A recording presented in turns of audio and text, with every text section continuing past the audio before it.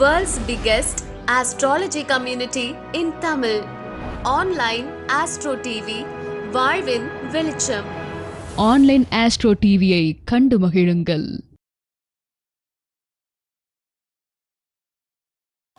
நம்முடைய கருத்தரங்கில் வேலு சிவாய் அவருடைய சொற்பொழிவு.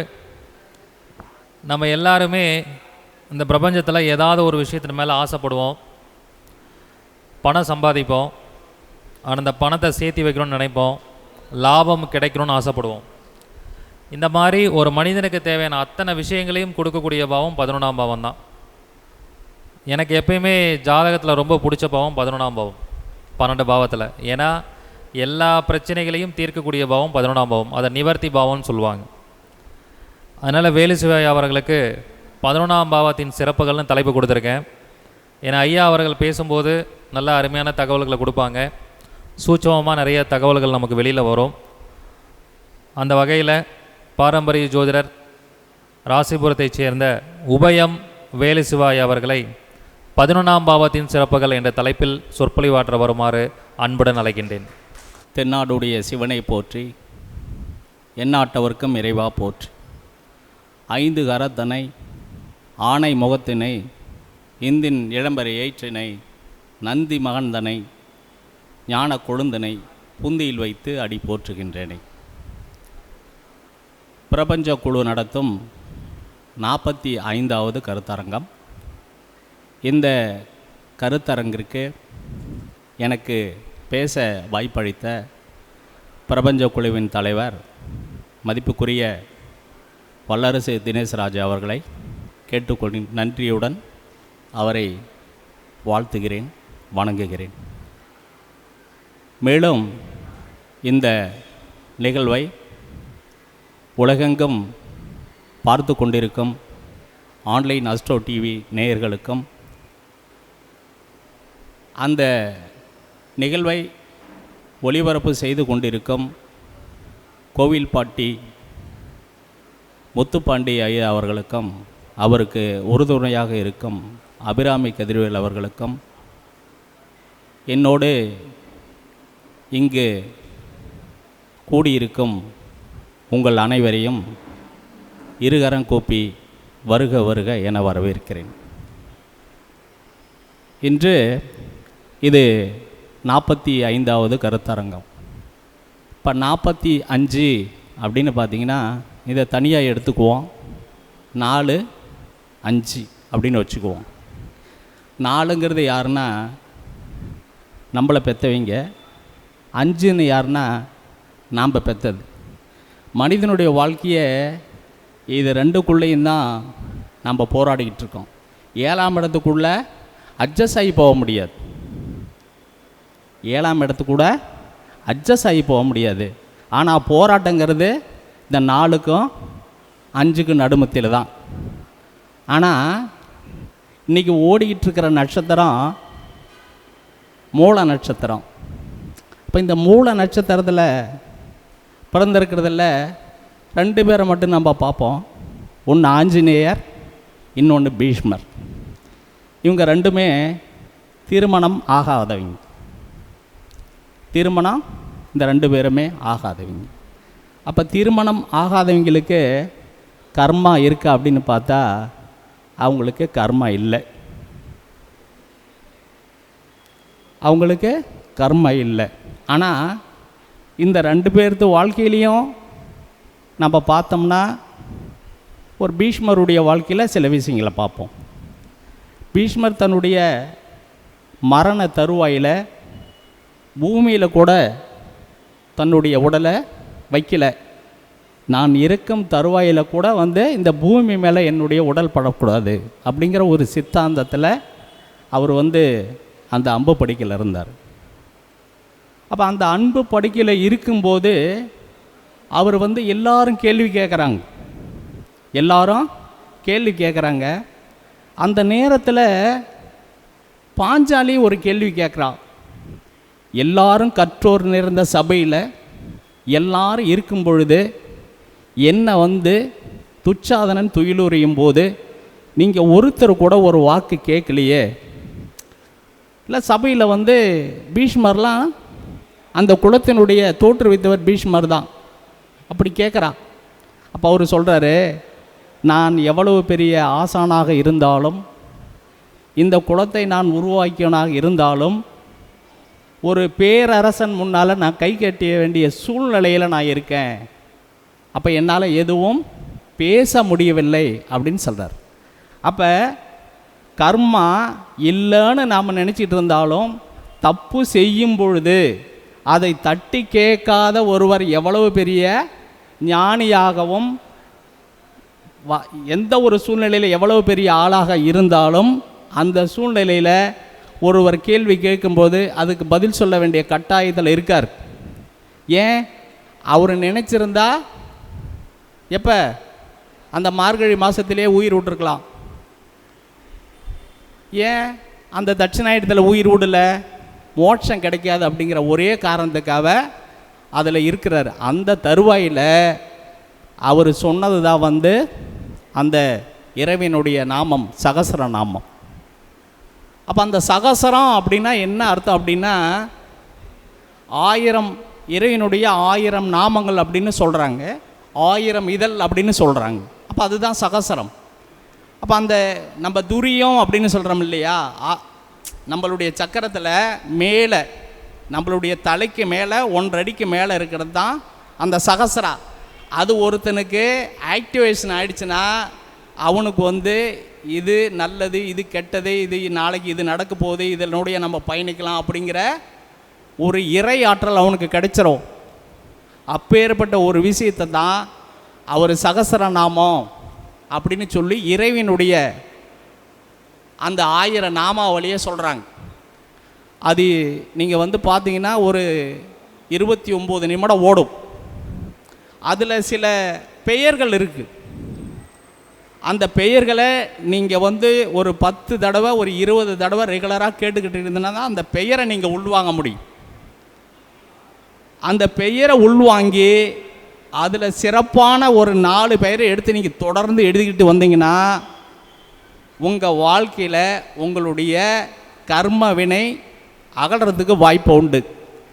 ஏன் அந்த சகஸ்ரா அப்படின்னு சொல்லும்போது நம்மளுடைய கர்ம வினைகள், அந்த நம்மளுடைய ஆறா முதல்ல கிளியரன்ஸ் ஆகணும்.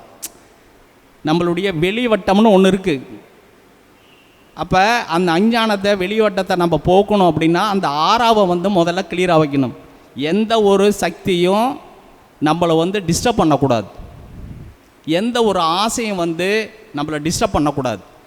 தேவை அப்படின்னு ஒன்று இருந்தால் மட்டும் அதனோடு நம்ம பயணிக்கலாம் அப்படிங்கிற எண்ணம் இருக்கணும்.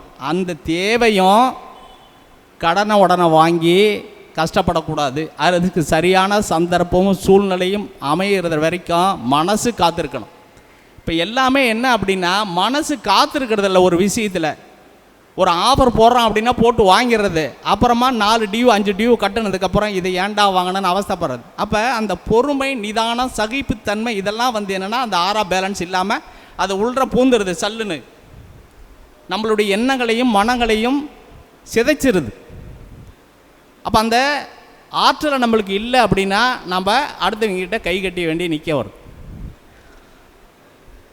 அப்போ 10 அப்படிங்கிறது என்னென்னா கர்மா. இப்போ இது வரைக்கும் எனக்கு முன்னாடி பேசிக்கிட்டு இருந்தவர் ஐயா முருகானந்த ஐயா கர்மா கர்மா அப்படின்னு நிறையா சொல்லிகிட்டு இருந்தார் இல்லையா. கர்மானா வேறு ஒன்றும் இல்லைங்க, அந்த நம்மளுடைய இயல்பு வாழ்க்கையில் இருந்து எந்த பிரச்சனையும் இல்லாமல் எனக்கு எல்லாம் கிடைச்சிருக்கு, நான் சந்தோஷமாக இருக்கிறேன் மனநிலை ஒரு மனுஷனுக்கு வரலன்னா அது கர்மா தான்.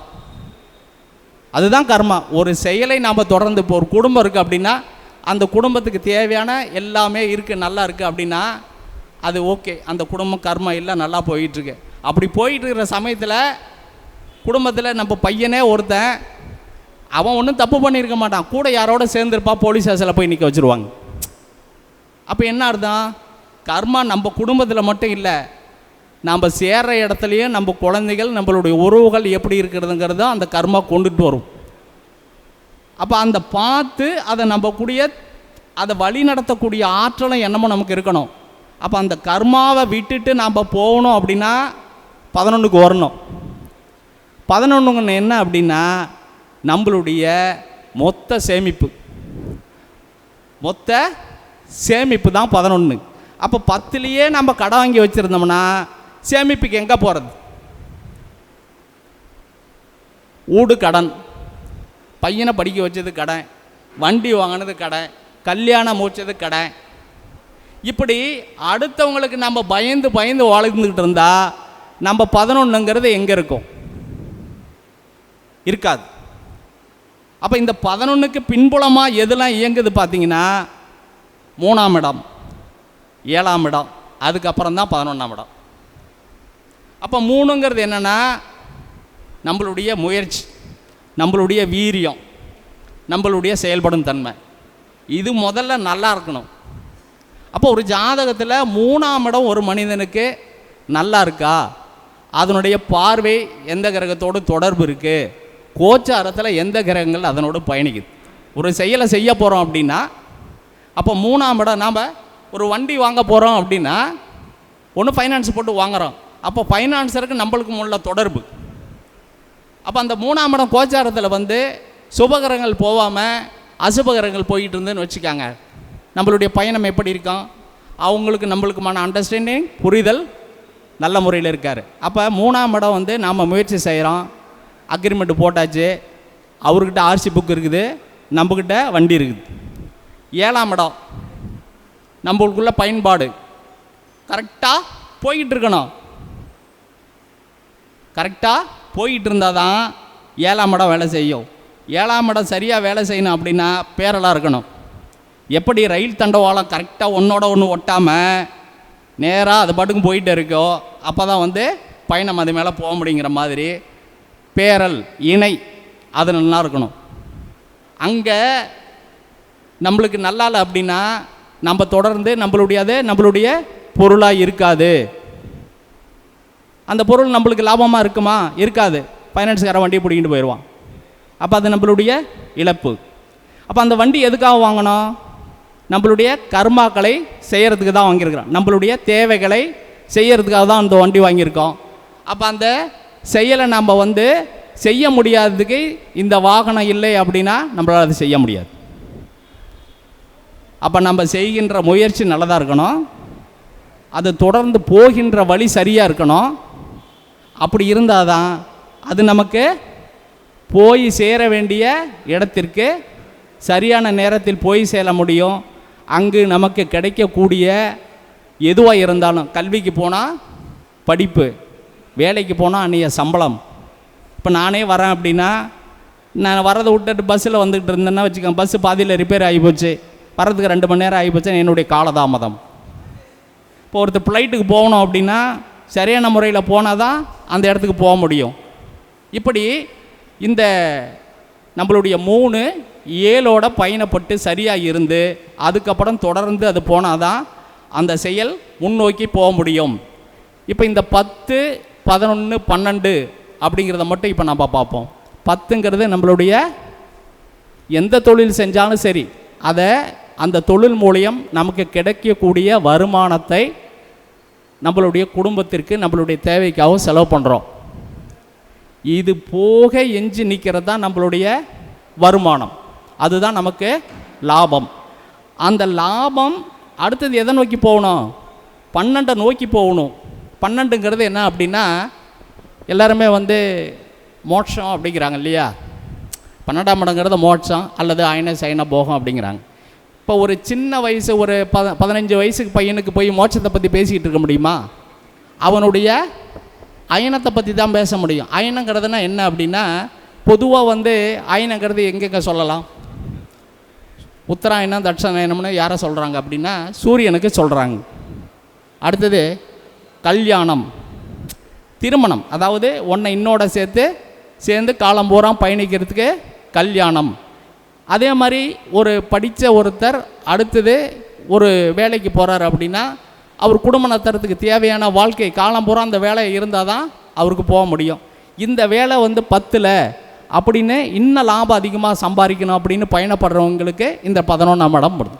அப்போ கல்வி நிலையில், தொழில், வேலை வாய்ப்பு, இந்த மாதிரி விஷயங்களில் அரசியல்.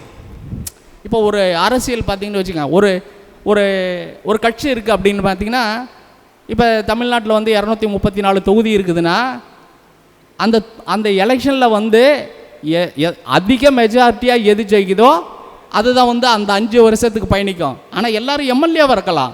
ஆனால் அதை தாண்டி ஒரு பெரிய லெவலுக்கு போகணும் அப்படின்னா 11 இயங்கணும். 11 இயங்கினா தான் 12 தொடர்ந்து அந்த 5 வருட காலத்துக்கு பயணமாக போகும். அதில் அந்த இதை பார்க்குறதுக்கு இந்த 11 ரொம்ப முக்கியம். வெற்றி பெறுவாங்க. ஆனால் அந்த வெற்றி வந்து எப்படி இருக்கும்? அதிகாரமிக்கதாக இருக்கணும்.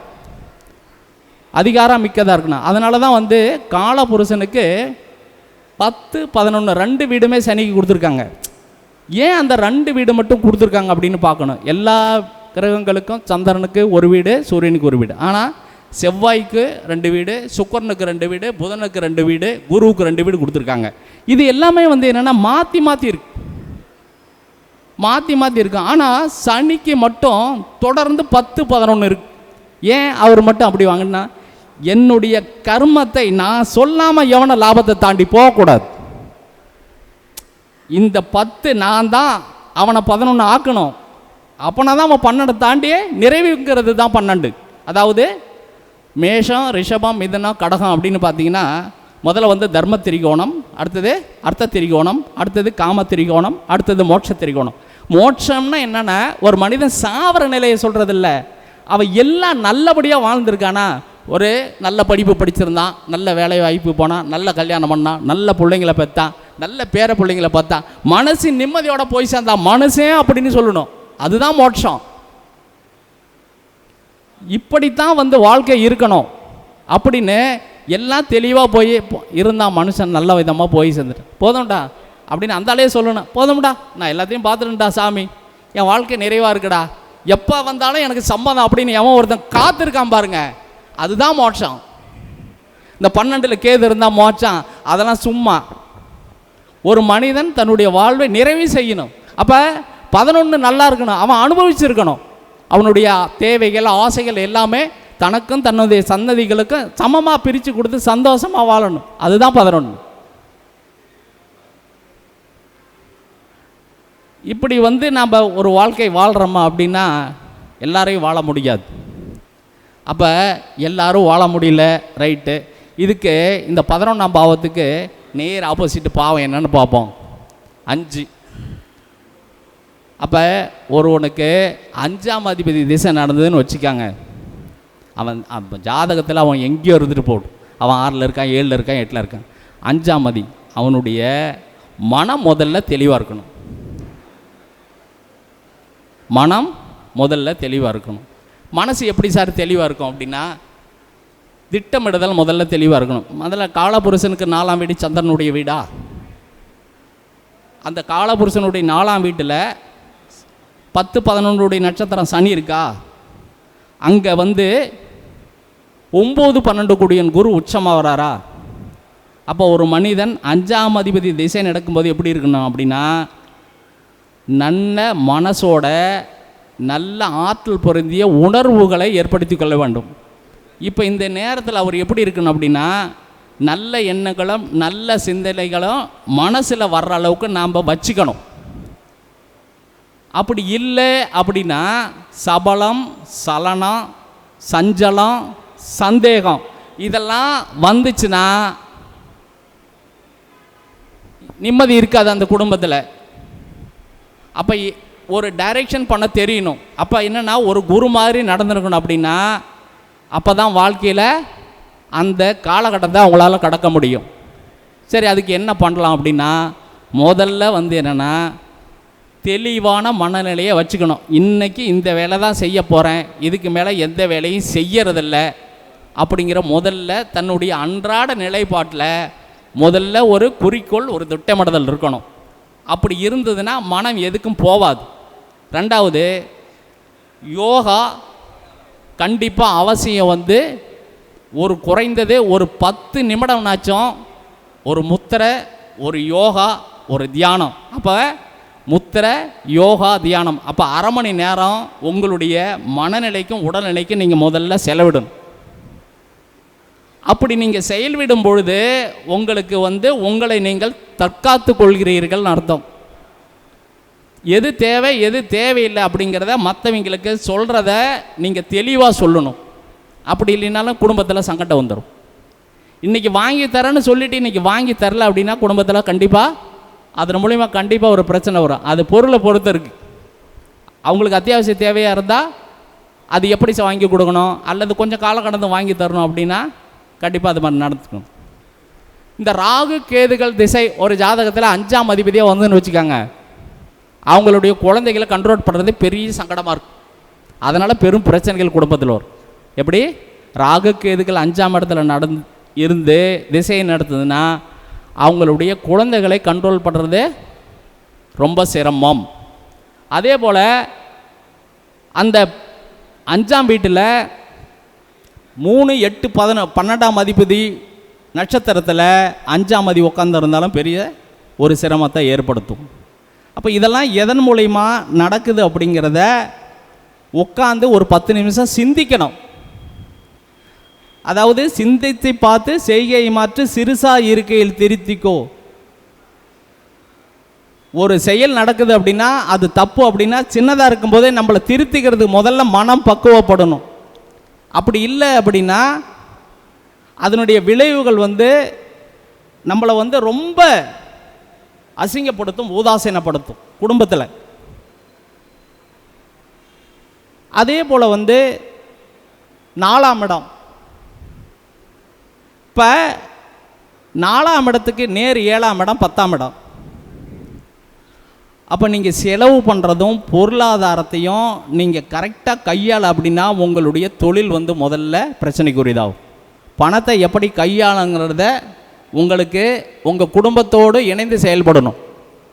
இன்றைக்கி ஒரு 10,000 ரூபாய் 20,000 ரூபாய் உங்களுக்கு ஒரு வருமானம் வந்துருக்குதுன்னா அது எந்த முறையில் செலவு பண்ணணும் அப்படிங்கிறத உங்கள் 2ஆம் இடத்தோடு சம்மந்தப்படணும். ஏன் 2ஆம் இடத்தோடு சம்மந்தப்படணும்? 11ஆம் இடத்துக்கு 2ஆம் இடம் எத்தனாம் இடம்? அப்போ சுகஸ்தானம் வேணும் அப்படின்னா நாம் வச்சுருக்கிற பொருளாதாரத்தை குடும்பத்தோடு கலந்து ஆலோசனை பண்ணால் தான் நிம்மதியாக இருக்க முடியும். நாம்பளாக ஒன்று செஞ்சோம்னா குடும்பத்தில் பிரச்சனை வரும். ஒரு பாவம் இன்னொரு பாவத்தோடு சம்பந்தப்படுவது போல ஒரு செயல் நம்மளோட குடும்பத்தோட நம்மளுடைய உறவுகளோட சம்மந்தப்பட்டிருக்கிறத மறக்கக்கூடாது. நான் சம்பாதிச்ச பணத்தை நான் எப்படி வேணாலும் செலவு பண்ணுவேன் அப்படின்னு நீங்கள் பண்ணிங்கன்னா குடும்பத்துக்குள்ளே விவாதம் வரும். வாதமாக இருக்கிற வரைக்கும் சரி பண்ணிக்கலாம், விவாதமாக போச்சுன்னா தீராது. 10 வருஷம் கழித்து கூட அந்த பேச்சு மறுபடியும் பஞ்சாயத்துக்கு வரும். அன்றைக்கி நீ அப்படி பண்ண ஆளு தானே, இன்றைக்கி மட்டும் என்ன பண்ண மாட்டேன்னு நிச்சயம் அப்படிம்பாங்க.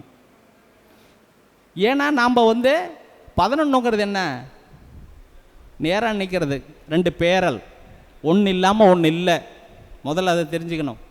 ஒன்றுங்கிறது நாம் எப்படி வேணாலும் இருந்துக்கலாம் நம்ம பலமாக இருந்தால். இன்னொன்று பக்கமாக இருக்குது பேரலாக. இந்த ஒன்று வேணும்னா நாம் ஒழுங்காக இருந்தால் தான் இந்த ஒன்றை பெற முடியும். நாம் ஒழுங்காக இல்லை அப்படின்னா இந்த ஒன்றை பெறுவது சிரமம். அப்போ சைபர் ஆகி போயிடும். அந்த ஒன்று இல்லைன்னா சைபர் மறுபடியும் கர்மாக்குள்ளேயே வந்துடுவோம். என்னத்தை பொழைச்சி என்னத்தை வாழ்ந்து என்னத்தை நிம்மதியாக எல்லாத்துக்கிட்டையும் அதான் வாழ்க்கை ஓடிக்கிட்டு இருக்கு. அப்போ முதல்ல செயல் தான் கர்மா. ஒரு செயல் 11 போகுதா அல்ல போகலையா அப்படின்னா முதல்ல நம்மளுடைய எண்ணங்களையும் செயல்களையும் முதல்ல நம்ம முழுமையாக ஒரு கட்டமைப்போடு இருக்கணும். அப்படி இருந்தால் தான் நம்மளால் ஜெயிக்க முடியும். பீஷ்மர் அந்த உறுதிப்பாட்டில் இருந்தார். அதனால தான் அவரால் அந்த இறைவனுடைய நாமங்களை சொல்லி இன்றைக்கும் அது பல சங்கங்களை தீர்த்துக்கிட்டு இருக்கு. கர்மாக்களை தீர்க்கணும் அப்படின்னா இந்த மாதிரி நல்ல விஷயங்களை கேளுங்க. இதுக்கு ஒரு சின்னதாக இன்றைக்கி மூல நட்சத்திரம் இல்லையா, மூல நட்சத்திரம் கேதுவுடைய நட்சத்திரம். ஞானம்னு சொல்லுவாங்க இல்லையா, கேதுவுனாவே முதல்ல ஞானம் அப்படின்னு சொல்லுவாங்க. கேதுவுக்கு இன்னொரு காரத்துவம் உண்டு, திருடன். இந்த சீட்டாட்டுறது, இந்த மொல்ல மாதிரி முடிச்ச வைக்கத்தனம் பண்ணுறது, திருட்டுத்தனம் பண்ணுறது, இதுவும் கேது வேலை செய்யும். அதனால தான் பெரிய பல ஆளுங்க இந்த திருடன் பொய் சொன்ன ஏமாத்தினால தான் நிறையா புத்தகங்கள் எழுதியிருப்பாங்க. பெரிய ராமாயணம் மகாபாரதமே மகாபாரதம் இல்லை, ராமாயணம் அப்படி தான் வால்மீகி எழுதுனத ஒரு திருடனாக சொல்லி தான் எழுதியிருப்பாங்க. அப்போ அதுவும் மூல நட்சத்திரம்னு பார்த்தீங்கன்னா திருடன். அந்த மூல நட்சத்திரம் எந்த ராசியில் இருக்குது அப்படின்னு பார்த்தீங்கன்னா உபய ராசியில் இருக்குது. இப்போ பொதுவாக இந்த கதையில் என்ன சொல்கிறேன் அப்படின்னா, ஒரு திருடன் அவனுக்கு ரொம்ப வயசாகி போச்சு. அடுத்த தன்னுடைய பையனுக்கு அந்த திருட்டு தொழிலெலாம் கற்றுக் கொடுத்துட்டான். அவன் சந்ததிக்கு கற்றுக் கொடுத்துட்டு ஒரு உபதேசம் ஒன்று சொன்னான். இந்த கோயிலில் இந்த மாதிரி மேடைகளில் பிரசங்கம் உபதேசம் பண்ணுறாங்க, அங்கே மட்டும் போய் உக்காந்துடாத. வேற என்ன சினிமாவுக்கு போ, அதுக்கு போய் இதுக்கு போ, அதெல்லாம் ரைட் ஓகே, அதுக்கு மட்டும் போயிடாத அப்படின்னு. அவன் அந்த பையன் வந்து அவங்க அப்பா கிடக்கிற ஏப்பா கேட்குற அப்படின்ல, சொன்னதை ஃபாலோ பண்ணு. இத்தனைலாம் சொன்னப்போ வந்து ஒன்றுமே கேட்கல, இதுக்கு மட்டும் ஏன் கேள்வி கேட்குற, இதுக்கு கேள்வி கேட்காத அப்படின்னு சொல்லிட்டார். சரி, இவன் பாட்டுக்கு அவனுடைய தொழிலில் போய்கிட்டு வந்துக்கிட்டு இருக்கு. ஒரு நாள் 2-3 பேர் ஒட்டுக்கா சேர்ந்து போகிறான்னு. ஒட்டுக்கா சேர்ந்து போகும்போது ஒரு கோயிலில் வந்து ஒரு பிரசங்கம் நடக்குது. அந்த பிரசங்கத்தில் அவன் போகிற வழியில் காது பொத்திக்கிட்டு தான் போகிறான். நிறைய பிரசங்கம் நடக்குது, கேட்கக்கூடாதுன்னு அப்பா சொல்லிட்டாரு. அதனால் காதை மூடிக்கிட்டு தான் போகணும், பத்திரமா எதையும் காலத்தில் விழுந்துடக்கூடாது அப்படின்னு சொல்லி போகும்போது, அப்பையும் அந்த ஒலிபெருக்கி சத்தத்தில் இந்த ரம்பை ஊர்வசி இவங்களாம் இருக்கிறாங்க இல்லையா, மேலே வந்து அவங்களுக்கெல்லாம் வந்து அவங்களையும் என்ன சொல்லுவோம் நம்ம,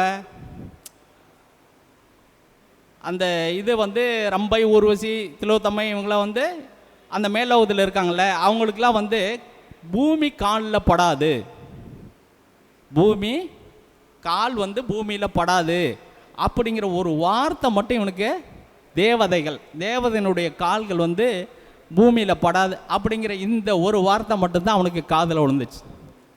இவனு திருடனு எல்லாம் ஆளுக்கு ஒரு பக்கமாக அந்த இடத்துல டைரெக்ஷன் பண்ணோன்னா ஆளுக்கு ஒரு பக்கமாக திரும்பி போயிட்டானுவ.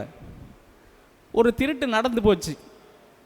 ஆனால் திருடனுலாம் மாட்டில் அன்னைக்கு, இவன் மட்டும் மாட்டிக்கிட்டான்.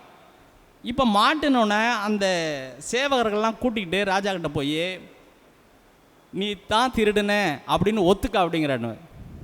இல்லை, நாம் திருடி இருந்தால் பரவாயில்ல, அந்த பொருளை நம்ம எடுத்திருந்தால் பரவாயில்ல, திருடன் தான், ஆனால் நம்ம எடுக்கலையே, எடுக்காத ஒரு பொருளை நம்ம எப்படி சொல்கிறது அப்படின்னு இவனுக்கு ரொம்ப இது, அவன் சொல்லவே இல்லை.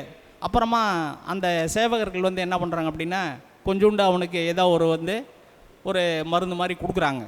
மருந்து மாதிரி கொடுத்ததையும் அவனும் குடிச்சிட்டான். குடிச்சிட்டு கொஞ்சம் நேரம் பார்த்தா அவனுக்கு நினைவு இல்லை. அப்புறமா வந்து ஒரு அரை மணி நேரம் கழித்து பார்க்கும்போது அவனுக்கு லேசாக வந்து அந்த மயக்க நிலையில் ஒரு மாதிரி தோணுது. ஆனால் தெரியல அப்படிங்கிற மாதிரி ஒரு மயக்க நிலையில் இருக்கான். அப்போ வந்து அந்த ரூம்பு பூரா வெறும் புகையாக இருக்குது. பெண்கள்லாம் வந்து அந்த வெள்ளை ஆடி அணிஞ்சிக்கிட்டு அந்த தேவதைகள் மாதிரி காலில் கொலுசு போட்டுக்கிட்டு அப்படியே போகிற மாதிரி அப்படியே ஒரு மியூசிக் கேட்குது. அந்த ரூமுக்குள்ளே அப்படி நடக்குது. இவன் பார்த்துட்டு இவன் பார்க்குறான், என்ன பெண்கள்லாம் இப்படி இருக்கிறாங்க, இது எங்கே அப்படின்னு கேட்குறான். இதுதான் வந்து இந்திரலோகம் அப்படின்னு அங்கே அந்த சேவகன்லாம் சொல்கிறாங்க. அப்போ இவனுக்கு ஒரு ஞானம் வருது. தேவதைகள்னால் பூமியில் கால் படாது, இவங்க எல்லாம் காலில் இது பண்ணியிருக்கிறாங்களே, இது கண்டிப்பாக தேவலோகம் இல்லை, இது ஏதோ பொய் சொல்கிறானோ. இப்போ வந்து கேட்குறாங்க, நீ தானே அந்த பொருளை திருடின சொல்லு அப்படின்னு. அப்பையும் அவன் சொல்லலை. சரின்ட்டு அப்புறம் நினைவு அவனுக்கு வந்து மறுபடியும் நல்லா வந்துடுது. அப்புறம் மறுபடியும் அவனை சரி இவன் திருடலை. இப்போ நம்மளுக்கெல்லாம் வந்து இப்போ ஒரு சினிமா படத்தெல்லாம் காமிக்கிறாங்க இல்லையா, ஒருத்தன் குற்றம் செஞ்சானா இல்லையா அப்படின்னு சொல்லி ஒரு மெஷினை வச்சு செக்கப் பண்ணுறாங்கல்ல, அந்த மாதிரி அந்த காலத்தில் இருந்திருக்கு. அவர் மயக்க நிலையில் கொடுத்து அவனுடைய நிலையை அறியாமல் அவன் சில விஷயங்களை சொல்லிடுவான் அப்படின்னு. இப்போ அந்த மாதிரி சொல்லும்போது அவனுக்கு என்ன சொல்லிட்டாங்க, சரி நீ திருடலையா, சரி நீ போ அப்படின்னு சொல்லிட்டாங்க. அப்போ ஒரு உண்மை அவனுக்கு தெரிஞ்சு போச்சு. இந்திரலோகத்தில் தேவதைகள்லாம் வந்து பூமியினுடைய கால் படாது அப்படின்னு ஒரு வார்த்தை தெரிஞ்சதுக்கே நம்ம உயிர் பொழைச்சிக்கிட்டோமே. அது இன்றைக்கி தெரியலனா நம்ம இன்றைக்கி சொல்லியிருக்க மாட்டான், ஆமான்னு ஏற்றுக்குவோமா இல்லையா? அப்போ அந்த இடத்துல இருந்து வாங்கின ஒரு சொல் வந்து இன்றைக்கி நம்மளை காப்பாற்றிருக்கு. அப்போ என்ன அப்படின்னா, இப்போ யாரும் பொதுவாக இந்த ஒருத்தர் சொல்கிறத ஒருத்தர் இது ஏற்றுக்கிறதே கிடையாது. நீங்கள் சத்சங்கம் நிறையா இருக்குது, உபதேசம் நிறையா பேசுகிறாங்க, நிறையா விஷயங்கள் நிறையா சொல்கிறாங்க, ஆனால் ஏற்றுக்கிறது இல்லை. அப்படின்னா என்ன அர்த்தம்னா அவங்க நிறையா படிச்சுட்டாங்களாம், இல்லைன்னா கொஞ்சம் அவங்க வசதி வாய்ப்பில் நிறையா இருக்கிறாங்களாம், அதனால் இதெல்லாம் ஏற்றுக்கணும் அவசியம் இல்லை அப்படின்னு நினைக்கிறாங்க.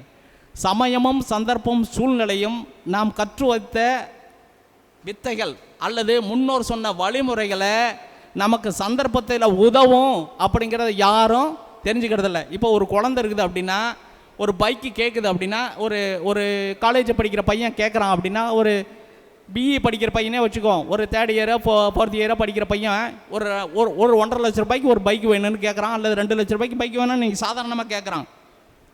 ஆனால் அவனுக்கு பணத்தையும் செலவு பண்ணி அவனுக்கு பைக்கையும் வாங்கி கொடுத்து அவனை செலவு பண்ணி வச்சா பின்னாடி அவன் எவ்வளோ சம்பாதிக்கிறான்னு பார்த்தா வீட்டில் தான் உட்காந்துருக்கான். அந்த பைக்கு தினைக்கும் பெற்றோர்கள் 200-300 கொடுத்துக்கிட்டு தான் இருக்காங்க. இந்த புரிதல் ஒரு குழந்தைக்கு இல்லை. ஏன் இல்லை?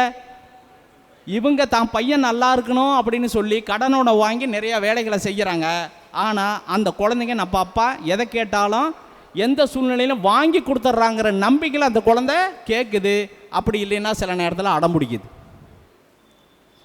இதில் முக்கிய பங்கு என்னென்னா, பெற்றோர்களில் தாய் மிகவும் இந்த குழந்தைகளுக்கு செல்லம் கொடுக்குறாங்க. அதனால் இன்னொன்று பார்த்தீங்கன்னா, ஒரே குழந்தை அப்படின்னு சொல்லி வளர்த்துறாங்க. ஒரே குழந்தையும் ஊதாரித்தனமாக போகாத இருக்கணும்னா, கஷ்டங்களை ஒரு 100 ரூபாய்க்கு நீ சம்பாரிச்சிட்டு வா அப்படின்னு நீங்கள் சொல்லணும். அப்படி நீங்கள் சொல்லலை அப்படின்னா, என் பையன் எதுக்கு அந்த வேலைக்கு போவான் அப்படின்னு நீங்கள் நினச்சிங்கன்னா, உங்கள் பிள்ளை நாளைக்கு ஊதாரியாக போகும்போது நீங்கள் தான் முதல் ஆளாக அழுவணும், வேறு யாரும் அழுவ மாட்டாங்க. அப்போ பெற்றோர்கள் என்னன்னா, முதல்ல குழந்தைகளுக்கு பொருளாதாரம்னா என்னன்னு சொல்லி கொடுங்க. அந்த குழந்தை கையிலேயே பணத்தை கொடுங்க, செலவு கணக்கு எழுத சொல்லுங்கள். அப்போ தான் அந்த பொண்ணுக்கோ பையனுக்கோ குழந்தைக்கோ பொருளாதாரம்னா என்னன்னு தெரியும், பணம் எங்கேருந்து வருதுன்னு தெரியும். ஒரு பொருள் என்ன, இப்போ நம்ம சொல்லுவோம், இப்போ சந்தைக்கு போனால் கத்திரிக்காய் ஒரு விலை ஒரு இடத்துல விற்கும். இப்போ பார்த்தீங்கன்னா கடையில் கத்திரிக்காய் ஒரு விலை விற்கும், அதே மார்க்கெட்டில் ஒரு விலை விற்கும், இதே உழவர் சந்தையில் ஒரு விலை விற்கும். ஒரே பொருள் தான், விற்கிற இடம் வெவ்வேறு, பொருளாதாரம் வெவ்வேறையாக மாறும். இதை நம்ம குழந்தைகளுக்கு சொல்லித்தரணும். வெறுமனே படிச்சுட்டா மட்டும் போதாது. படிப்பு ஒரு காலம் ஒரு மனிதனுக்கு உதவி செய்யவே செய்யாது. அது இந்த காலத்தில் இருக்கிற படிப்பு ஒரு காலம் மனுஷனுக்கு உதவி செய்யவே செய்யாது. படித்ததுக்கான வேலை வரணும் அப்படின்னா இந்த உலகத்தில் இந்தியாவில் மொத்தத்தில் வேலையே கிடையாது. பிஇ படிச்சிருக்கான், அவன் இன்றைக்கி 10,000 ரூபா சம்பளத்துக்கு போகிறான்.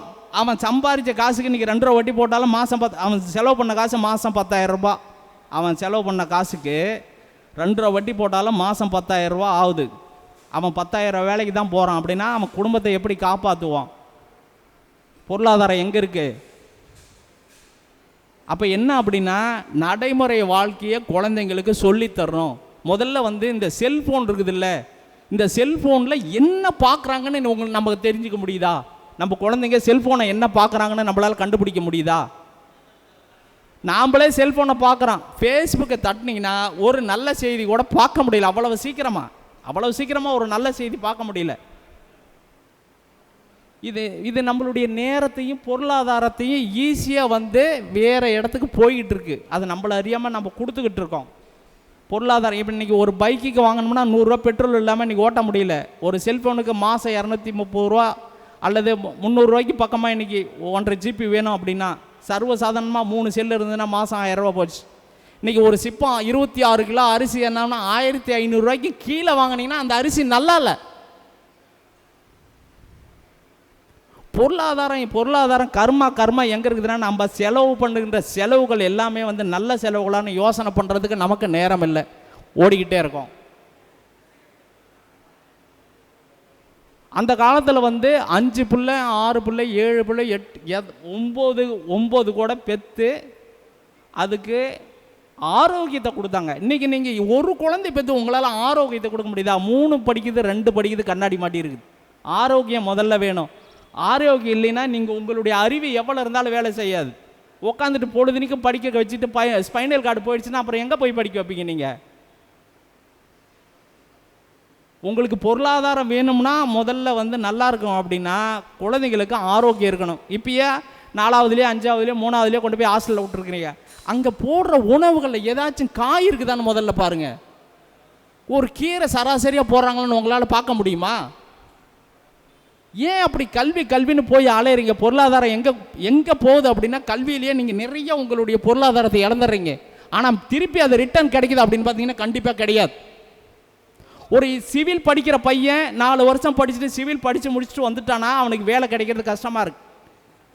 ஆனால் இன்றைக்கி ஒரு மேஸ்திரி சர்வசாதாரணமாக ஒரு போனான்னா இன்றைக்கி ஒரு 1200 ரூபா வாங்குறான். 10 மணிக்கு போகிறான், 5 மணிக்கு ஆனால் கரண்ட்டு கழுவி கையில் போட்டு வந்துடுறான். உங்கள் பையனை நீங்கள் போக சொல்ல முடியுமா? இப்போ முடியாது. எந்த வேலைக்கும் உங்கள் பையனை போக சொல்ல முடியாது. ஏன்னா பையன்கிட்ட அறிவு இருக்குது. ஆனால் அந்த அறிவை வச்சுக்கிட்டு ஒன்றும் பண்ண முடியல. இன்றைக்கி நிலைப்பாடு, தமிழ்நாட்டினுடைய நிலைப்பாடு என்ன இருக்குது? அறிவு இருக்குது. ஆனால் அதை வச்சுக்கிட்டு எதையும் சம்பாதிக்கிற பொருளாதாரம் இல்லை. இதெல்லாம் எங்கே வந்து ஒழுகணும் அப்படின்னா இதெல்லாம் கர்மாவில் உள்ளோம். அப்போ நீங்கள் 11ஆம் இடத்தை பார்க்கணும் அப்படின்னா உங்களுக்கு அது இந்த 10 தாண்டினா தானே 11 சந்தோஷத்தை அனுபவிக்க முடியும். எந்த குழந்தையும் நல்ல குழந்தை தான் மண்ணில் பிறக்கையிலே, அவை நல்லவையாவதும் தீவையாவதும் அன்னை வளர்ப்பிலே. பெத்த தாய் தான் சொல்கிறான். அப்போ நான் ஒன்றுமே சொல்லலை. அப்போ சம்பாரிச்சு கொடுத்து வந்து போடுறதோட சரி. ஒரு பையனை ஒரு எதிர்த்து குடும்பத்தில் கேட்டு பாருங்கள். ஒரு பையனை எதிர்த்து அப்பா ஒரு கேள்வி கேட்டார்னா என் பையனுக்கு எல்லாம் தெரியும், நீ போ அப்படின்ட்டுருவாங்க. இது இன்றைக்கி சராசரியாக நடக்குது. அதனால தான் 4ஆம் இடத்துக்கு நேர் 7ஆம் இடம் 10ஆம் இடம். இந்த தாய் தன்னுடைய செய்கையால் தன்னுடைய குழந்தைகளுக்கு தன்னுடைய குடும்பத்துக்கும் கர்மாவை அதிகமாக உற்பத்தி பண்ணுறாங்க.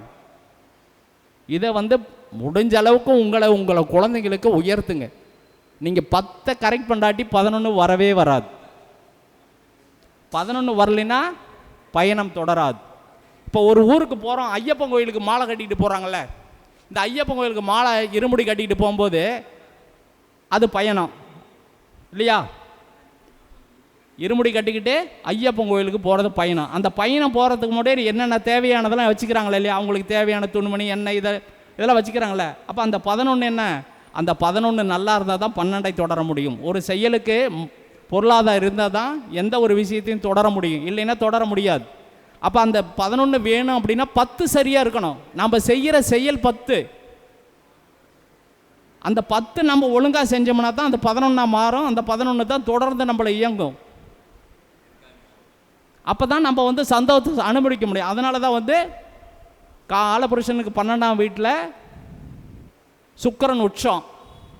சுக்கிரன்னா என்ன அப்படின்னா சந்தோஷமாக அனுபவிச்சுட்டான்னு அர்த்தம். அங்கே புதனுக்கு வேலையே இல்லை. ஏன் புதன் அப்படி நீச்சம் வச்சுட்டான்? இரட்டைத்தன்மை இல்லை. சந்தோஷத்தை அனுபவிச்சோமா இல்லையா அப்படிங்கிற அங்கே கேள்விக்கே வாய்ப்பு இல்லை. அனுபவிச்சோம்டா அப்படின்னு பெருமையாக சொல்கிறது தான் அங்கே உச்சம். அதில் இன்னொன்று என்னென்னா, அங்கே வந்து பார்க்கடலில் பெருமாள் பள்ளி கொண்டு இருக்கிறார். எப்படி? சைன கோலத்தில் அப்படிங்கிறான். அந்த சைன கோலத்தில் எப்படி அப்படின்னாலும் அவர் வந்து படுத்திருக்கிறாரு. ஆனால் படுத்துக்கிட்டு கண்ணை மூடி இருக்கிறாரு. கண்ணை மூடிக்கிட்டு என்ன நினைக்கிறாரு அப்படின்னா தன்னுடைய அனுபவங்களை அவர் நினச்சி ஆனந்தப்படுகிறார். அப்போ அந்த பாதத்தில் மகாலட்சுமி தாயார் உட்காந்துருக்கு. அப்போ தன்னுடைய வாழ்க்கையினுடைய நிகழ்வுகளை எண்ணி ஒரு மனுஷன் சந்தோஷப்படணும். அந்த நிகழ்வை தான் வந்து அதுதான் அயனம். நம்ம ஒரு மனிதன் கல்யாணம் முடிச்சு எல்லாம் ஆண்டு அனுபவித்து தான் படுத்து அந்த உறங்குற கொஞ்சம் நேரத்தில் நம்ம 15 வயசில் என்ன பண்ணிகிட்டு இருந்தோம், 20 வயசில் நமக்கு என்ன நடந்தது, 30 வயசில் நம்மளுக்கு நடந்தது, ஒரு குழந்தை பிறந்ததுக்கப்புறம் என்ன நடந்தது, நம்மளுடைய வாழ்க்கையில் இந்த மாதிரி விஷயங்கள்லாம் நல்ல தருணங்களை ஒரு மனிதன் நினைத்து பார்க்கும்போது அது நேராக வந்து 12ஆம் இடத்துக்கு நேர் 7ஆம் இடம். இது 6ஆம் இடம். அவனுக்கு வந்து நோய் தாக்கமே அவனுக்கு இருக்காது. ஒருவன் தன்னுடைய செயலையும் தன்னுடைய நினைவுகளையும் நினச்சி பார்த்தான் அப்படின்னா அவன் நல்லது தான் செய்வான். தப்பை செய்வானா? இப்போ ஒரு உதாரணமாக நம்ம வச்சுக்குவோம். ஒருத்தர் வந்து மது பழக்கம் வச்சுருக்கிறாரு அப்படின்னு வச்சுக்குவோம். இந்த மது பழக்கம் எதனால் வந்தது அப்படின்னு பார்க்குறேங்க. இந்த மது பழக்கம் பொதுவாக ஒரு மனுஷனுக்கு எப்படி வரும்னு பார்த்தீங்கன்னா, சும்மா ஒருத்தன் வாங்கி தருவான். வாடா மச்சான் ஒன்றும் ஆயிராதரா, எல்லோரும் நாங்களாம் குடிக்கிற செத்தாடா போயிட்டா நீ மட்டும் சாவாத நாட்டில் ஓலை வாங்கிடுவியா, வாடா அப்படின்னு கூட்டிகிட்டு போவான். கூட்டிகிட்டு போய் சும்மா தான் வாங்கி கொடுப்பான். இதை அவன் பிடிக்கிற வரைக்கும் ஒன்றும் பிரச்சனை இல்லை, கண்ட்ரோல். இவன் இன்றைக்கி பணம் இல்லை, சரி மச்சான் இன்றைக்கி பணம் இல்லை, என்னடா மச்சான் போகலையா, டைம் ஆகிடுச்சு போ, டைம் ஆகிடுச்சான், அதுக்கு டைம் ஆகிடுச்சு போகலையா மச்சான், காசு இல்லைடா, இதாக வீட்டில் போய் எதையாச்சும் ஒன்று செஞ்சு வாங்கிட்டு வந்துடுவானுவேன். அப்புறமா இப்படியே தொடர்ந்து போவோம். மறுபடியும் என்ன ஆயிரும்னா அது இவனை பிடிச்சிரும். இது முதல்ல ஒரு மனிதன் மதுவை பிடிக்கிற வரைக்கும் அவன் கண்ட்ரோலில் இருக்கிறான்னு அர்த்தம். ஆனால் மது திருப்பி இவனை பிடிச்சிரும், அது விடவே கூடாது.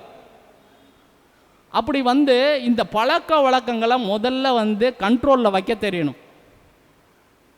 லிமிட் அப்படிங்கிறது இன்றைக்கெல்லாம் சொல்கிறதெல்லாம் ரொம்ப கம்மி. எல்லோரும் சொல்லிடலாம் நான்லாம் அப்படி தான் அப்படின்னு. பெரும்பாலும் இன்றைக்கி இந்த மதுவால் ஒரு பக்கம் இளைய சமுதாயம் கண்டிப்பாக ரொம்ப கீழ்நிலைக்கு போகுது. இதை நாம் ஒன்றும் பண்ண முடியாது. ஆனால் அவங்க குடும்பத்தில் இருக்கிறவங்க, அந்த ஊர் பெரியவங்க ஒரு நல்ல பல விஷயங்களை சொல்லி கொடுத்தா இந்த பொருளாதாரத்தை அவங்கவுங்க வீட்டில் அந்த பொருளாதாரம் உயர்த்துறதுக்கான ஒரு அமைப்பு இருக்குது. ரெண்டாவது, நம்ம வாழணும்னு நினைக்கிறோம். இந்த வாழணும்னு நினைக்கிறதுக்கு ஏதாச்சும் ஒரு தொழிலில் நம்ம ஒரு முக்கியமான பங்கு வகிக்கணும். இப்போ இன்றைக்கி தொழில்னால் நிரந்தரமான தொழில் அப்படின்னா எந்த தொழிலும் இன்றைக்கி முதலீடு பண்ணாமல் எந்த தொழிலும் இன்றைக்கி நிரந்தரமாக பண்ண முடியாது. இன்றைக்கி கார்ப்பரேட் கம்பெனி உள்ள இருக்கு, அது கூடலாம் இன்றைக்கி ஒரு சாதாரண மனுஷன் போட்டு வாழணும்னாலாம் ரொம்ப சிரமம். இப்போ ஒவ்வொரு நகரத்துலேயும் பார்த்திங்கன்னா லூலு வந்துடுச்சு, ரிலையன்ஸ் வந்துடுச்சு. இப்போ மக்கள் எல்லாம் எங்கே போகிறாங்க? லூலுவுக்கு போகிறாங்க, இல்லைன்னா டிமார்க்கெட்டு போகிறாங்க, இல்லைன்னா ரிலையன்ஸுக்கு போகிறாங்க. ஆனால் இந்த சாதாரணமாக இருக்கிறவனுடைய மக்களுடைய வியாபாரத்தை பெரும்பாலும் கவனிக்கிறதில்ல. சிறு குறு தொழில்கள் ஒரு பக்கம் ஒழிஞ்சிக்கிட்டு வருது. அவங்களுடைய வாழ்வாதாரத்தையும் பார்க்கணும். எல்லாம் இந்நாட்டு மக்களே அப்படிங்கிற நிலைமை வரணும். ஆனால் ஒரு பெரும் முதலாளிகிட்ட நீங்கள் சம்பாரித்து கொடுத்துட்டு இந்த சாதாரண மக்களை நாமளே கடங்காரனாக்குறதும் நம்மளுடைய குற்றமே. ஒரு சக மனுஷனை நாம்ளும் ஏதோ ஒரு வகையில் பாதிப்படைய செய்கிறோம். அப்போ நாம் சக மனுஷனோட வியாபாரம் தொடர்பு வச்சுக்கிறது அது ஒரு விதத்தில் நம்மளுடைய கர்மாவை கழிக்கும் அப்படின்னு வச்சுக்கலாம். இப்போ நீங்கள் போய் ஒரு பெரிய சூப்பர் மார்க்கெட்லேயோ அல்லது அங்கேயே போய் காய்கறி வாங்கிறத விட இயல்பாக நம்ம ஊரில் இருக்கிற கடையில் காய்கறி பொருளை வாங்குங்க.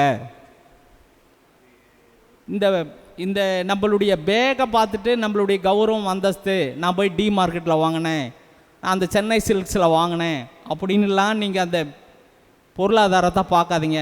நம்ம நாட்டு மக்கள் அவங்களையும் வாழ்கிறதுக்கு நம்ம வாழ்வாதாரத்துக்கு உதவி செய்யணுங்கிறத முதல்ல நம்ம புரிஞ்சுக்கணும். அப்படிலாம் இருந்தால் தான் நம்மளுடைய சக மனுஷனையும் நம்ம உயர்த்த முடியும். இந்த மாதிரி நம்மளுடைய 11ஆம் இடம் அப்படிங்கிறது முதல்ல அபிலாஷைகள், நம்மளுடைய ஆசைகள் அப்படின்னு சொல்கிறோம். ஆனால் அதெல்லாம் ஆசைகள் இல்லை, தேவைகள் அப்படின்னு ஒரு சிலர் வாழ்ந்துக்கிட்டு இருக்காங்கள்ல, அந்த வாழ்க்கைக்கு நாம் கண்டிப்பாக உதவி செய்யணும். அப்போ நாம் ஒருத்தருக்கு உபகாரம் செஞ்சோம்னா தான் நமக்கு பிரதி உபகாரமாக ஒன்று கிடைக்கும். அதனால தான் உபய ராசிகள் குருவும் புதனையும் வச்சுருக்காங்க. ஒரு குரு தன்னுடைய அறிவை ஒரு சிஷியனுக்கு சொல்லித்தரார். பின்னாடி அந்த புதன் குருவாகி மறுபடியும் இன்னொரு சிஷியனை உருவாக்கி தராங்க. இப்படி தான் காலாகாலத்துக்கும் இந்த உபயம் அப்படிங்கிறது வேலை செஞ்சுக்கிட்டு இருக்கு. அதே போல் இப்போ ஒரு சிலருக்கு சதுர்தசியில் பிறந்திருப்பாங்க இல்லையா, சதுர்தசியில் பிறந்தா அவங்களுக்கு 4 வீடும் திதி சூன்யம் அப்படின்னு சொல்லுவாங்க இல்லையா. வளர்பிறையிலையாக இருந்தாலும் தேய்பிறையிலையாக இருந்தாலும் அது திதி சூன்யம் உபயராசிகள் அப்படின்னு சொல்லுவாங்க. அப்போ நமக்கு உபயம் கிடைக்கிறது. உபயம் அப்படிங்கிறது என்ன அப்படின்னா, இப்போ நம்ம ஒன்று நினைக்கிறோம் நம்மளுக்கு தேவை அப்படின்னா ஏதாவது ஒரு ரூபத்தில் அவங்க நம்மளுக்கு வழினா உதவி செய்கிறது. நாம்ளா போய் தேடி கேட்காம வழினா நமக்கு உபயம் செய்கிறது தான் உபயம். அப்படி இருக்கும் பொழுது இந்த ராசிகள் திதிசூன்யம் ஆயிடுச்சு அப்படின்னு நிறைய பேர்த்துக்கு இருக்கலாம். அல்லது அஷ்டமி திதியில் பிறந்தவங்களுக்கும் அப்படி தான் 2 உபய ராசிகள் திதிசூன்யமாகும். இன்னும் 2 திதிகளுக்கு வந்து தனுசும் வந்து மீனமும் திதிசூன்யாவும். அப்போ இந்த உபயராசிகள்லாம் திதிசூன்யம் ஆகும்போது நீங்கள் என்ன பண்ணலாம் அப்படின்னா, ஆலயங்கள், கல்விக்கூடங்கள், இந்த மாதிரி இடங்களில் ஒரு பொருளை வாங்கி கொடுத்து அதில் உங்களுடைய உபயம் அல்லது உபயதாரர்னு சொல்லி இன்னார் குடும்பம்னு சொல்லி எழுதி வச்சுட்டு வந்தீங்கன்னா அதை ஒவ்வொருத்தரும் பார்ப்பாங்க. பார்க்கும்போது என்ன படிப்பாங்க, படிக்க தெரிஞ்சவங்க கண்டிப்பாக படிப்பாங்கள்ல.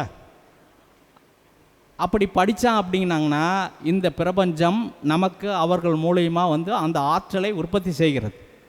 உபயம் ராமசாமி குடும்பத்திற்கு அப்படின்னு சொல்லி போட்டிருக்காங்க, திருச்செங்கோடு ராமசாமி குடும்பத்திற்கு அப்படின்னா அந்த புண்ணியம் அவர் சொல்கிற வார்த்தையின் மூலமாக அது நமக்கு வந்து உபயமாக மாறும். இப்படி நம்மளுடைய பலன்களை மேலும் கூட்டும் அப்படிங்கிறத நம்ம முதல்ல தெரிஞ்சுக்கணும். அதே இன்னொரு சமயத்தில் வந்து இந்த குருவும் புதனும் பரிவர்த்தனையாகும். அதாவது குருவும் புதனும் ஒரு சில நேரத்தில் ஒரு ஜாதகத்தில் பரிவர்த்தனையே அதுவும் திதி சூன்யத்தில் மாட்டிக்கும். அவங்க என்ன பண்ணணும் அப்படின்னா பள்ளிக்கூட ஆசிரியர்களுக்கு அல்லது பள்ளிக்கூட குழந்தைங்களுக்கு பொருட்களை வாங்கி கொடுப்பதன் மூலமா நம்மளுக்கு வந்து அந்த உபயம் வளரும். அப்போ ஒரு விஷயத்தை நம்ம வந்து உபயதாரராக இருக்கும் பொழுது அல்லது உபன்யாசம் அதிகமாக நம்ம கேட்டுக்கிட்டு இருந்தோம்னாலும் நமக்கு அதிகமாக வந்து பலன்கள் பெருகும். இப்போ நீங்கள் ஒன்றும் வேண்டாம், சத்சங்கம் எங்கேயாச்சும் நடக்குது, போய் கொஞ்சம் நேரம் ஒரு 1/2 மணி நேரம் உட்காந்துட்டு வாங்க. இப்படி தான் ராமாயணம் மகாபாரதங்கள்லாம் இன்றைக்கி தெருக்கூத்து நாடகம் எல்லாமே போட்டுக்கிட்டு அன்றைக்கி காலகட்டத்தில் வந்து நல்ல நல்ல சிந்தனைகள் நல்ல எண்ணங்கள் அவங்களுக்கு அன்றைக்கி சமையல் செஞ்சு வச்சுட்டாங்கன்னா வந்து உட்காந்துருவாங்க. 10 மணி 11 12 1 மணி வரைக்கும் வந்து அந்த இதிகாசங்களை வந்து நாடகமாகவோ அல்லது தெருக்கூத்தாவோ கேட்டுக்கிட்டு இருந்தாங்க. அவங்களுக்கு வேறு சிந்தனை இல்லை, அதை பற்றிய செய்திகளை வந்து காலையில் பேசிக்கிட்டு இருந்தாங்க. இப்போ பார்த்திங்கன்னா வந்து தொலைக்காட்சியில் வந்து சீரியல்லையும் வருது, ராமாயண மகாபாரதம் வருது. ஆனால் அது எந்த அளவுக்கு பார்க்குறாங்கன்னு தெரியாது. ஆனால் மற்ற சீரியல்லாம் நிறையா பார்க்குறாங்க. அப்போ இந்த மாதிரி எண்ணங்கள் வந்து ஆட்டோமேட்டிக்காக நம்ம மனசுக்குள்ளே பூந்துது அப்படின்னா நல்ல எண்ணங்களை கண்டிப்பாக ஜென்ரேட் பண்ணவே பண்ணாது. என்ன பார்க்குறோமோ அதுதான் மனசுக்குள்ளே உழுவோம், அதுதான் எண்ணமாக மாறும். அதனால் உங்களுடைய டைரெக்ஷனை யாராக இருந்தாலும் மாற்றுங்க. நிறைய வந்து என்ன அப்படின்னா ராமாயண மகாபாரதத்தினுடைய கதைகளை கேளுங்க. அது என்ன பண்ணுது அப்படின்னா நம்மளுடைய இதிகாசம் அப்படின்னு சொல்லிட்டான். ராமாயண மகாபாரதம் நம்மளுடைய இதிகாசம். அது இன்றைக்கி நேற்று நடந்த வரலாறு இல்லை, நடக்கல்னா நடந்துதான் நடங்கிறதைய பற்றி கேள்வியை விட்டுருவோம். ஒரு புத்தகம் ஒரு செய்தி பல நெடுங்காலமாக இருந்துக்கிட்டு இருக்கு. அதை நல்லோர்கள் கற்றோர்கள், நீங்களோ நானோ ராமாயணத்தை படித்து பலனை சொல்லிட முடியாது, ஒரு செய்யல முடியும். ஆனால் கற்றோர்கள் வந்து அதை எவ்வளவு ஆழமாக சிந்தித்து அதுக்குள்ளே இருந்து பலன் எடுத்து பார்க்குறாங்கன்னு நீங்கள் பாருங்கள். அதை கேட்டு பாருங்கள், அதை உணருங்க, அதை அனுபவிங்க. அதை அனுபவிச்சா தான் உங்களுடைய கர்மாக்கள் குறையும், நல்ல எண்ணங்களே உங்களுக்கு வரும். இந்த நல்ல எண்ணங்கள் வரணும் அப்படின்னா முதல்ல நம்மளுடைய காம உணர்வுகள் அப்படின்னு சொல்லுவாங்க. அப்போ இந்த காமத்திரிகோண வீடு எதுன்னு பார்த்தீங்கன்னா 3, 7, 11 இதுதான் வந்து காமத்திரிகோண வீடு. அந்த காமம் முதல்ல நமக்கு அடையணும். காமம்னா அப்படின்னா உடலால் ஏற்படுற உணர்வு இல்லை, மனதால் ஒன்றை பார்த்தது நம்மளுக்கு இது நல்லா இருக்குதே, இதை வாங்கி வச்சா பரவாயில்லன்னு தோணும். சம்மந்தமே இருக்காது, அதுக்கு நம்மளுக்கு சம்மந்தமே இருக்குது. ஆனால் அழகாக இருக்குது, நல்லா இருக்குது, அதை வீட்டில் வாங்கி வைக்கணும், இது நமக்கு தேவையாக இருக்குது, அதெல்லாம் நினைக்கிறதே கிடையாது. அப்போ முதல்ல தேவை இல்லாதது அப்படிங்கிறத முதல்ல நம்ம மனம் பிரித்து கையாளக்கூடிய நிலைப்பாட்டை நமக்கு தெரிஞ்சிருக்கணும். அப்போனா தான் வந்து எது தேவை எது தேவையில்லைன்னு. அதனால தான் 3ங்கிறது என்னென்னா ஒப்பந்தம். நம்ம போடுற ஒப்பந்தம் அது தேவையா தேவையில்லையா. இப்போ நிச்சயம் அப்படின்னு பண்ணுறோம் இல்லையா, இப்போ திருமணத்தில் வந்து பண்ணுறது நிச்சயம் அப்படின்னு பண்ணுறாங்க, நிச்சயதார்த்தம் அப்படின்னு பண்ணுறாங்க.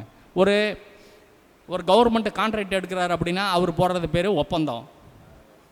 அந்த அடுத்தது பார்த்திங்கன்னா 7ஆம் இடம் அப்படிங்கிறது என்னென்னா அது நம்மளுடைய செயல்பாடு. நம்ம என்ன பண்ணிக்கிட்டு இருக்கிறோம், இந்த காலகட்டத்துக்குள்ளே இந்த முடிக்கணும். அப்போ அக்ரிமெண்ட் போடுறாங்க அப்படின்னு வச்சுக்காங்க, ஒரு கட்டிட கான்ட்ராக்டு ஒரு 8 மாதத்துக்குள்ளே முடிக்கணும் அப்படின்னு வீடு கட்டுறவரும் இன்ஜினியரும் போடுறாங்க.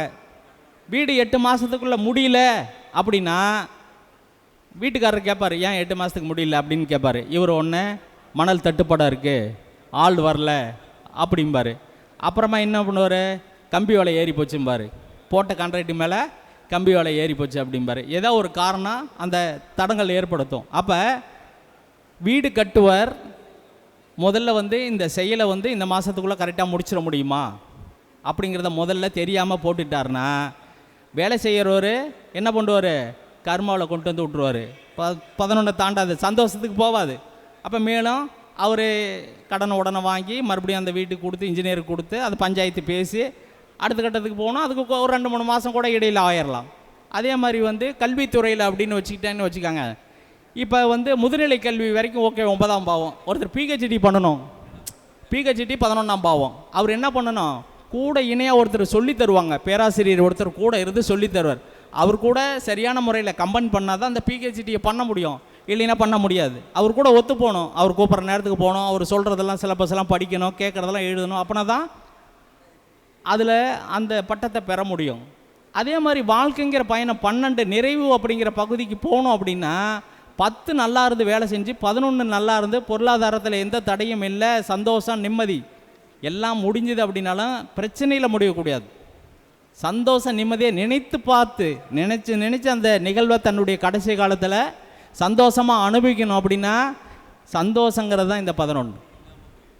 சரி, இதில் ராகு கேதுகள் நின்னதுன்னா ஒரு 11ஆம் பாவத்தில் ராகு கேது நிற்குன்னு வச்சுக்காங்க. அவங்களுடைய சந்தோஷம் எப்படி இருக்குன்னா திருட்டுத்தனமாக இருக்கும். செஞ்சுருப்பாங்க ஒரு செயலை, ஆனால் அது முறை தவறி பண்ணியிருப்பாங்க, அது அவங்க குடும்பத்துக்கு தெரியாது. சில முறை தவறையான விஷயங்களை பண்ணியிருப்பாங்க. அதே மாதிரி இப்போ புதன் நின்றுதுன்னு வச்சுக்காங்க, அந்த சந்தோஷத்தை அவங்க ரெட்டிப்பு தன்மையாக பண்ணுவாங்க, காட்டிக்காமல் பண்ணுவாங்க. அப்போ ராகுக்கு எது செய்கிற வேலையை தான் இவர் காட்டிக்காமல் செய்வார். இப்போ பொதுவாக சரராசிக்கு 11ஆம் அதிபதி பாதகாதிபதி அப்படின்னு சொல்கிறாங்க இல்லையா. அப்போ சரம்னா என்ன வேணா நம்ம ஒரு காமனாக ஒரு வச்சுக்குவோம். இப்போ மேசராசிக்கு 1-8ஆம் அதிபதியும் செவ்வாய் பெறாரு இல்லையா. அது சனியினுடைய வீடு, இதுக்கு 11ஆம் வீடு. எது மேசத்துக்கு 11ஆம் வீடு சனி. அப்போ அது ஏன் பாதகம் அப்படின்னா அந்த வீட்டு அதிபதி தன்னுடைய 3ஆம் பார்வையாக மேசத்தை பார்ப்பாரா, அங்கே நீசமாவாரா.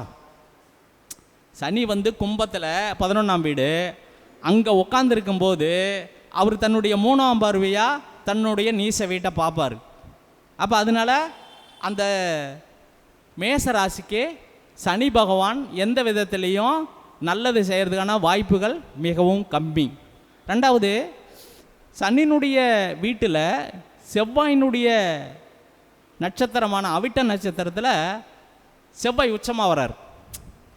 கர்ம வீட்டில் 1-8ஆம் அதிபதினு சொல்லக்கூடிய செவ்வாய் பகவான் அங்கே போய் உச்சமாக வர்றார். அப்போ அவன் உச்சமாவது கர்ம வீட்டில் உச்சமாகும்போது என்ன பண்ணுவான், அந்த செவ்வாய் என்ன பண்ணோம் அப்படின்னா ஒன்று அந்த செயலை அதிகாரத்தில் பண்ணியிருப்பான், ஆள் வச்சு மிரட்டியிருப்பான், இல்லைன்னா கட்டி வச்சு அடித்து அவங்ககிட்ட அந்த காரியத்தை செஞ்சுருப்பான். நல்ல முறையில் அவன் செஞ்சுருக்கவே முடியும். ஏன்னா கர்மாவனுடைய செயல்பாடு அவன் வீட்டில் அவன் பலமாக இருக்கும்போது அப்படி தான் பண்ணுவான். அப்போ இதுவே அடுத்தது நம்ம கடகராசி எடுத்துக்குவோம். கடகராசி சுக்கிரனுடைய வீட்டில் போய் சந்திரன் உச்சமாக வர வீடு இல்லையா, அங்கே போய் அந்த வீடு பாதகம் அப்படின்னு ஏன் சொல்கிறாங்க அப்படின்னு பார்த்தீங்கன்னா சுக்கிரனும் சந்திரன் 2 பேர் என்ன பண்ணணும், ஒரு விஷயத்தை அனுபவிக்கிறதுல போய் சொல்லி அனுபவிக்கிறாள் 2 பேர். இவனு 2 பேருமே என்ன, சுக்கிரனு சந்திரனாவே முதல்ல போய் சுக்கிரன் அனுபவிக்கிறது. அப்போ சந்திரன் அந்த வீட்டில் உச்சமாக இருக்கிறான்னா கண்டிப்பாக அவங்க நல்ல முறையில் சொல்லியே அதை அனுபவிக்க மாட்டாங்க. ஏதோ ஒரு விதத்தில் பொய் சொல்லி தான் அந்த செயலை சந்தோஷப்படுத்திடுவாங்க. சரி, இதுவே துலா ராசிக்கு 11ஆம் அதிபதி சூரியன் பாதகாதிபதி அப்படின்னு சொல்கிறோம். அப்போ சூரியன் அப்படிங்கிறது யார் அப்படின்னு பார்த்தீங்கன்னா இயற்கையினுடைய தன்மையே, இயற்கை தன்மை, அதிகாரம், பதவி. அப்போ இந்த துலா லக்னத்துக்காரெல்லாம் என்ன அதிகாரம் பதவி கிடைச்சாங்க அப்படின்னா தன்னுடைய செயல்பாட்டில் தவறான செயல்களை அதிகம் செய்து விடுவார்கள், அல்லது செயலை செய்ய மறந்தே விடுவார்கள். இயல்பான செயல்களையே அவங்களுக்கு செயல்பட மறந்துடுவாங்க. அப்போ என்ன, அந்த நீதிமான் உச்சமாக வருது. அங்கே துலா லக்னத்தில் நீதிமான் உச்சமாக வர்றாரு, சூரிய பகவானும் அங்கே நீச்சமாக வர்றாரு. அந்த ராசிக்கு ஒழுங்காக தன்னுடைய வேலைகளை அன்றாட வேலைகளை செய்கிறதுக்கு அவரால் முடியாது. அதனால் அந்த வீடு பாதகம். சரி, இதுவே மகர ராசிக்கு 11ஆம் வீடுன்னு பார்த்தீங்கன்னு வச்சுக்காங்க, எந்த வீடு வருது,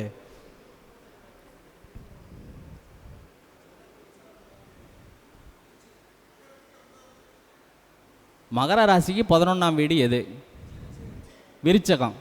அப்போ அதே மாதிரி தான் அந்த செவ்வாய் உச்சமாகிற வீடு இல்லையா, அந்த வீட்டில் மகர ராசியில் அங்கே உச்சமாகறாரு. இவனும் என்ன பண்ணுவோம் அப்படின்னா, முதல்ல இந்த மகர ராசியாக லக்னமாக இருந்துக்கிட்டா அவங்க முதல்ல பேசுகிறதே என்னென்னா, அடுத்தவங்க என்ன பேசுகிறாங்கிறத முதல்ல ஒத்துக்க மாட்டாங்க. இவங்க பேசுகிறது தான் முதல்ல பெருசாக பேசுவாங்க. அப்போ அங்கேயும் வந்து எதிராளிகளை வந்து புரிஞ்சிக்கக்கூடிய தன்மை அவங்களுக்கும் ரொம்ப ரொம்ப கம்மியாக இருக்கும், அதிகாரத்தன்மை அதிகம் இருக்கும். இதனால தான் வந்து இந்த சரராசிக்கு 11ஆம் வீடு பாதகம் அப்படிங்கிறாங்க. சரராசிக்கு 11ஆம் வீடு பாதகம், ரைட்டு. 11ஆம் வீட்டினுடைய தன்மையை நம்ம வந்து முன்னுக்கு கொண்டு போனோம் அப்படின்னா அவங்களும் வந்து நிறைய விஷயங்களை கடந்து போங்கிறதுங்கிறது அவங்களுடைய வாழ்க்கை பயணத்தில் ரொம்ப சிரமமான ஒரு விஷயமாக இருக்கும். அவங்க குடும்பம், அவங்களுடைய பொருளாதாரம், உறவுகள், இதனோட தாய் தந்தையர் இவங்களோட உறவுகள் வந்து பயணிக்கிறதெல்லாம் வந்து அவங்க ரொம்ப போராட்டமான ஒரு வாழ்க்கையை தான் அனுபவிப்பாங்க. அப்போ சரராசிக்கு இந்த பயணங்கிறது வந்து நீங்கள் இப்போ பணம் வச்சுருந்தா எல்லாம் செஞ்சிடலாம், லாபங்கிறது அப்படிலாம் கிடையாது. லாபங்கிறது என்ன அப்படின்னா, எல்லாத்தையும் செயல்ந்து கடந்து ஒரு மனிதன் வந்து ஒரு நிலைப்பாட்டில் சந்தோஷமாக இருக்கிறான் பாருங்க, அதுதான் வந்து லாபம்.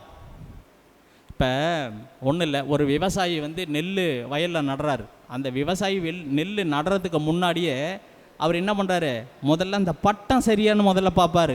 எந்த பட்டத்தில் நாற்று விடணும் அப்படின்னு பார்த்து நாற்று விட்டு அதுக்கப்புறமா வந்து வயலை நல்லா உழவு பண்ணி அதுக்கு பயிர் நடுற மாதிரி வச்சு, அப்புறமா இந்த பயிரை பிடுங்கி அங்கே நட்டு அந்த விளைச்சலுக்கு சரியாக நீர் பாய்ச்சி அதுக்கப்புறமா வந்து களை எடுத்து அறுவடை பண்ணி அதை நெல்லாக்கி அந்த நெல்லை வந்து தன்னுடைய குடும்பத்துக்கு வீடு வரைக்கும் கொண்டுட்டு வந்து சேர்த்தணும்.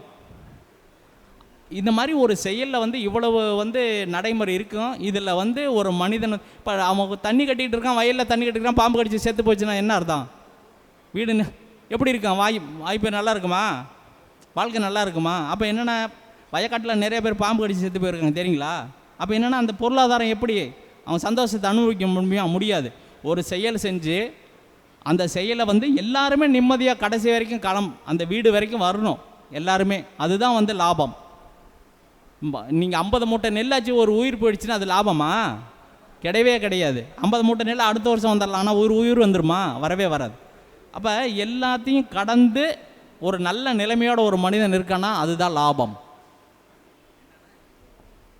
சரி, இப்போ பொதுவாக மக்கள் வந்து எல்லாரும் வந்து நல்ல ஒரு மனநிலை பெறணும் அப்படின்னா முதல்ல ஒரு உணவு முதல்ல எடுத்துக்குவோம். இந்த வெண்பூசணி இருக்குல்ல, இந்த வெண்பூசணிக்கு இந்தியில் பேர் காசின்னு பேர். வெண்பூசணிக்கு இந்தியில் காசின்னு பேர். இப்போ நீங்கள் காசி அல்வா அப்படின்னு தட்டினீங்கன்னா வச்சுக்காங்க, அது பூசணிக்காயில் செய்யப்பட்ட அல்வாவை தான் வருவாங்க. இப்போ நம்மளுடைய கர்மாக்களை அதிகம் நாம் வந்து ஒருத்தருக்கு கர்மாக்கள் அதிகமாக இருக்கும் அப்படின்னா முதல்ல வந்து பூசணிக்காயை நீங்கள் வந்து மோர் குழம்பு, சாம்பார், அவியல், கூட்டு அல்லது வந்து லேகியமாக கூட கடையில் விற்கிது வெண்பூசணி லேகியம்னு, அல்வா, இந்த மாதிரி ஏதாவது ஒரு ரூபத்தில் உங்கள் குடும்பத்தோடு அதிகமாக இதை சேர்த்துக்காங்க. இதை சேர்த்துக்கிட்டிங்கன்னா அந்த நீர் ஆதாரம் உங்கள் உடம்புல நல்ல விதமாக இருக்கும். அந்த நீர் ஆதாரம் நல்ல விதமாக இருந்ததுன்னா உங்களுடைய செயல்பாடுகள் நல்லாயிருக்கும், ஆற்றல் நல்லாயிருக்கும். இந்த வெண்பூசணி சாப்பிடுவதன் மூலம் வந்து உங்கள் உடல் சூட்டை முதல்ல குறிக்கும். இந்த உடல் சூடு ஒரு ஜாதகத்தில் குறைஞ்சதுனாவே மூல ஆதாரம் வலுப்பெறும். மூல ஆதாரம் வலுப்பெற்றால் உங்களுடைய பொருளாதாரம் உயரும். இது ஒன்று. இன்னொன்று பார்த்தீங்கன்னா, தேற்றான் கொட்டை அப்படின்னு ஒரு கொட்டை இருக்குது. தேற்றான் கொட்டை அப்படிங்கிறது என்னென்னா, ஒரு வலுவில்லாத உடம்பை வலுவாக்கக்கூடியது இந்த தேற்றான் கொட்டை.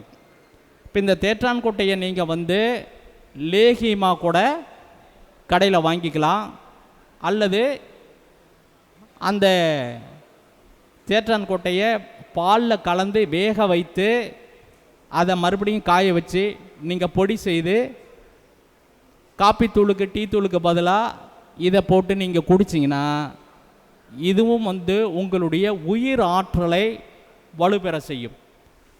தேராத உடம்பு தேராத உடம்புன்னு சொல்லுவாங்க இல்லையா, அதாவது தேராது அப்படிங்கிறது என்னென்னா, உடலாலும் எண்ணத்தாலும் மனதாலும் செயலாலும் சிந்தனையாலும் ஒரு மனுஷன் தேறி இருக்கணும். உடலாலும் மனதாலும் உள்ளத்தாலும் செயலாலும் சிந்தனையாலும் ஒரு மனிதன் தேறி இருக்கணும். உடம்பை மட்டும் 80 கிலோ வெயிட் இருந்து ஒன்றும் பிரயோஜனம் கிடையாது. அப்போ இந்த 5லையும் ஒரு மனிதன் பலமாக இருந்தானா இந்த பிரபஞ்சத்தோடு அவன் ஆட்டோமேட்டிக்காக இணைஞ்சிருவான், அவனுக்கு எல்லாமே கிடைக்கும். அப்போ தேற்றான்கோட்டை யாருனுடைய ஆதிக்கம் அப்படின்னு பார்த்தீங்கன்னா குருவினுடைய ஆதிக்கம். அதே போல் வெண்பூசணி யாருனுடைய ஆதிக்கம் அப்படின்னு பார்த்தீங்கன்னா குருவினுடைய ஆதிக்கம். ஒன்றும் இல்லை, ஒரு கல்யாண வீடு நடக்குது அப்படின்னா அந்த வீட்டுக்கு நீங்களே வழினா போய் ஒரு 4 வெண்பூசணி லேகியம், அதாவது வெண்பூசணி காயை வாங்கி கொடுக்கலாம். அல்லது நீங்கள் ஒரு காயை வாங்கிட்டு வாங்க, ரெண்டாக பீஸ் பண்ணுங்க, அடுத்த வீட்டுக்கு ஒன்று கொடுங்க, நீங்கள் பாதியை வச்சுக்காங்க. அடுத்தது அவங்க ஒரு நாளைக்கு வாங்கிட்டு வந்தாங்கன்னா அவங்க பாதியை வச்சுக்கிட்டு நீங்கள் பாதி வச்சுக்காங்க. இந்த பூசணிக்காயை நீங்கள் தொடர்ந்து பயன்படுத்திக்கிட்டே வாங்க. நாம் என்ன பண்ணுறோம் அப்படின்னா, இதை திருஷ்டி சுத்தறதுக்கும் நிலவாசலில் கட்டி வைக்கிறதுக்கு மட்டுமே தான் பயன்படுத்துகிறோம், பெரும்பாலும் உணவுக்கு பயன்படுத்துவதில்லை. ஏன் பயன்படுத்துவதில்லைன்னா அதனுடைய மகிமையை நாம் உணரவில்லை. அதை பயன்பாட்டு கொண்டு வரது ரொம்ப சிரமம். அப்படின்னா என்ன, ஒன்றுமே சிரமம் இல்லை. பருப்பு கூட போடலாம், மோர் குழம்பு அருமையாக, வெய்ய காலம் இப்போ அருமையாக மோர் குழம்பு வைக்கலாம், காலையில் வச்சிங்கன்னா 2 வேளைக்கு சாப்பிட்லாம், கூட்டு அருமையாக சாப்பிட்லாம்.